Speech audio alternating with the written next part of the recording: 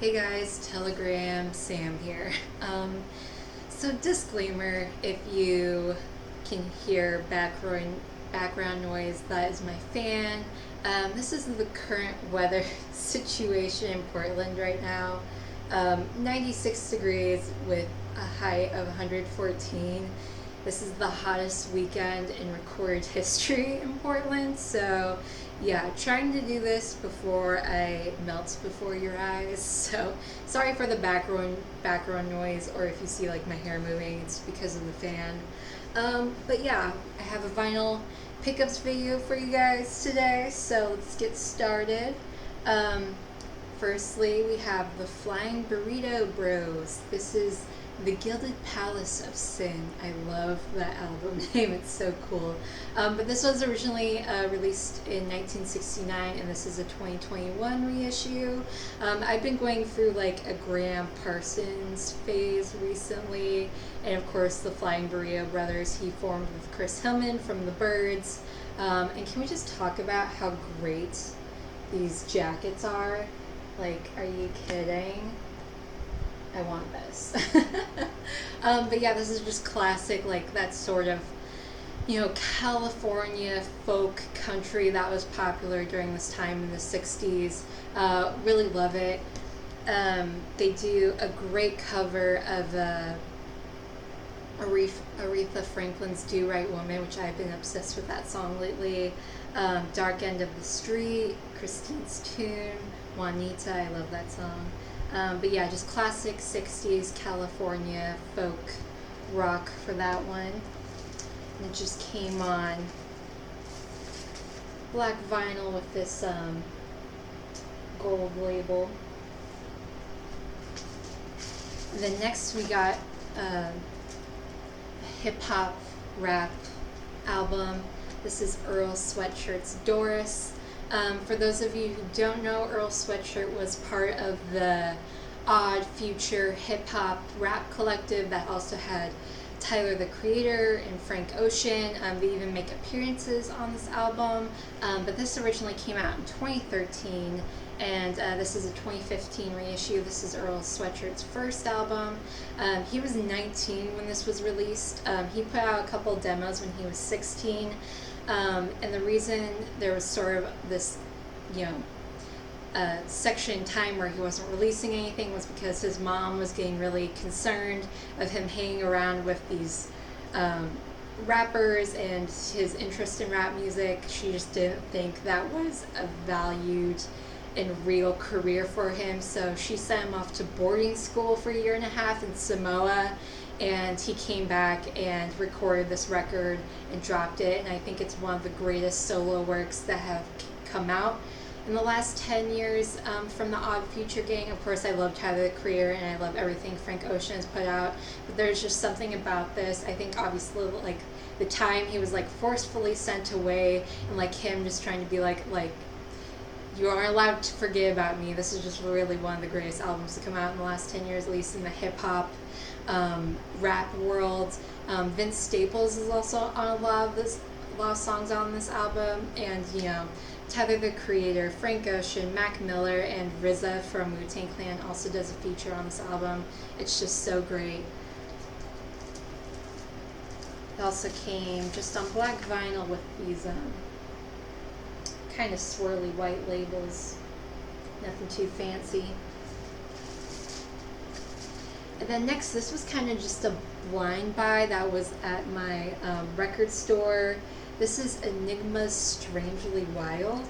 I don't know, I just saw this cover and it looked really cool, and it was $6 and the record was in really good condition. And on the sticker on the back it says it's sort of like garage punk from the 80s. And it's Canadian as well, so I was just interested by it. And I wasn't expecting much because, you think, well, there's a reason this is $6. It's probably nothing too crazy. But I actually really like this.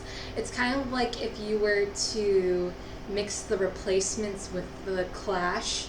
It has that sort of like pop rockiness of the Replacements, but it has a little bit more edge to it. But yeah, I really liked this. It only has 6 songs on it, and it is an EP. And I guess this band Enigma's never really released a full album. They did release another EP a couple of years before this one, but this was their last ever release in 1985. So yeah, go check them out if you don't know them and you're into that sort of punk, rock, soft rock stuff. And yeah, this just came on black vinyl as well. And it just has the Zulu Records label on it. And then next, this is something I've been meaning to pick up, and I'm so glad it's finally still available. Young Shakespeare by Neil Young. This was a live album that was recorded in Connecticut in 1971. This came out earlier this year. But yeah, this has become one of my new favorite Neil Young albums. It is just so beautiful, so perfect. It's on this awesome gatefold. I feel like Neil Young is one of those people that can really get away with doing a very stripped back and just chill record without a lot of the bells and the whistles, just because he's just such a beautiful singer, a beautiful musician. He does some killer guitar playing on this, acoustic guitar playing, but he literally does all of his great songs on this. Old Man, The Needle and the Damage Done, Ohio, that was a Crosby, Stills, Nash & Young song. He does Cowgirl in the Sand, my favorite Neil Young song, and he does a really cool, like, sort of blended version of A Man Needs a Maid and Heart of Gold. Down by the River, Sugar Mountain. This is just a perfect record. I love this even more than the Way Down the Rest Bucket box set I got earlier this year, and Rest Never Sleeps. This is definitely my new favorite live album, and one of his albums in general. Perfect. It just came on this black vinyl with the old school Reprise label on it.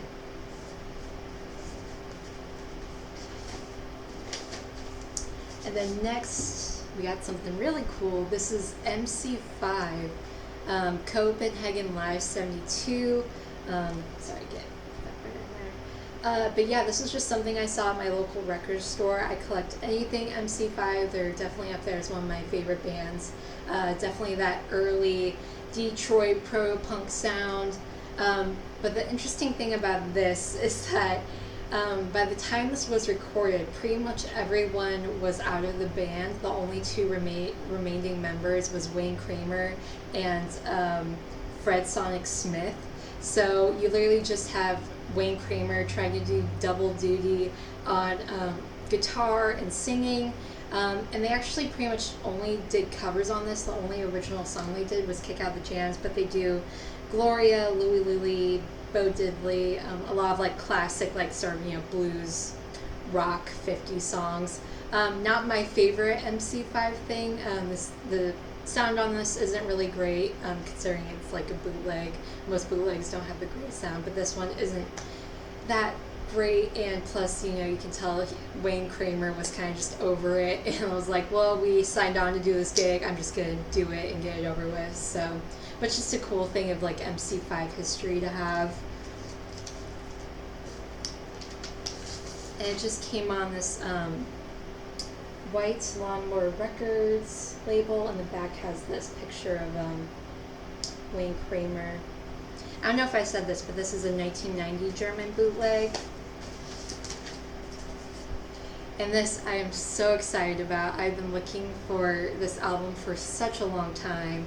There's a Rag Going On by Sly and the Family Stone. Yeah, I love anything Sly and the Family Stone does. It's gatefold. But yeah, this is an original 1971 version of this album. And the reason I have been looking for this so long is because this is sort of seen as their darker album. A lot of their albums before this one were kind of, their traditional like soul, psychedelic rock sound. But this was them like kind of voicing their frustrations with, the civil rights movement and sort of the radicalization of the civil rights movement, and it turning into the Black Panthers. and their displeasure of like the hippie movement, and plus Sly's drug addiction was really bad at this time, and there was a lot of in-band fighting, and you can like really hear it on this record. It has a lot more sort of like heavier drum sounds, and it definitely has a lot more of a darker funk sound to it, and it's just one of their greatest records, honestly, in my opinion. And plus this cover is just like really cool and really kind of gets the statement across of what they're trying to say. So love this album. It just came on this black vinyl with the yellow Epic label. And this was a blind buy as well. This is Consider These Words by Sly. So yeah, I literally kind of just bought it off of how cool the cover is. Yeah, so from what I could read online, I guess this is like a Christian group. This was released in 1972, and this is a private press. But the best way I can describe it is the first side is kind of like folk psych, kind of has like that sort of Mamas and the Papas like 60s psych rock pop to it, and the second side is kind of more of like a funky soul sort of thing. So it's like this weird like split album, but it has like these very Christian related lyrics through it. Like the songs on here is God is light, I saw the light, peace to the people, Romans 10:9, Jesus Christ my Lord and Savior, love your brother. Yeah, it's a very interesting album, and it looks like this was the only thing this band ever released, so that's pretty cool. But I like it. It's really interesting and just something cool and neat to have. And I love the label on this. So yeah, this is the almond tree light blue label. It's really cool. It's in really beautiful condition too. There's like not a scratch or nick on this thing. And then next, another album I've been really wanting for another long time. This is the band's self-titled album. This is an original 1969 version of this album. This is their second album.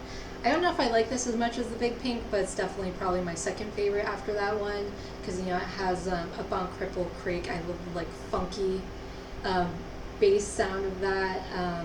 The night they drove Old Dixie down, Rag Mama Rag, Jawbone, The Unfaithful Servant. I love that song, Rockin' Chair. But yeah, great sort of, again, like sort of that folky, psychedelic pop rock, Americana sound that was very popular during that time. Some people even consider this like a concept album, because a lot of songs have to do with sort of old-timey Americana traditions and people and places. I don't really think it's a concept album. But yeah, I saw The Last Waltz for the first time earlier this year, and I was just so blown away by it. And I also saw the documentary they did like a year or two ago that was mainly focused on Robbie Robertson. And all the stories he told about band members. I think he's the only living member now of the original band lineup. So yeah, I'm really glad to have this. And it came on this really cool green and purple Capitol label. I don't think I've ever seen a version of this Capitol label before. Super cool. And last but not least, my girl, Aretha Franklin. I never loved a man the way I love you. I love this album. I've been really obsessed with the song Do Right Woman, Do Right Man.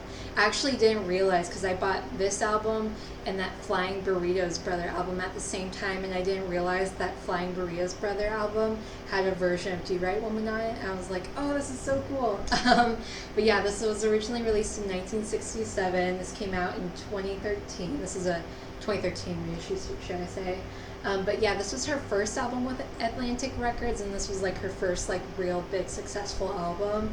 It has Respect, Do Right Woman, Do Right Man on it. She has an amazing version of A Change Is Gonna Come by Sam Cooke. I mean, this is just classic Aretha doing her thing. Came on this really nice 180 gram record with the reproduction red and purple Atlantic label. Yeah, I've been spinning this nonstop since I got it. I just love it. Um, but yeah, that was all I had to show you guys this week. Thank you so much for watching, and I'll see you guys in the next video. Bye.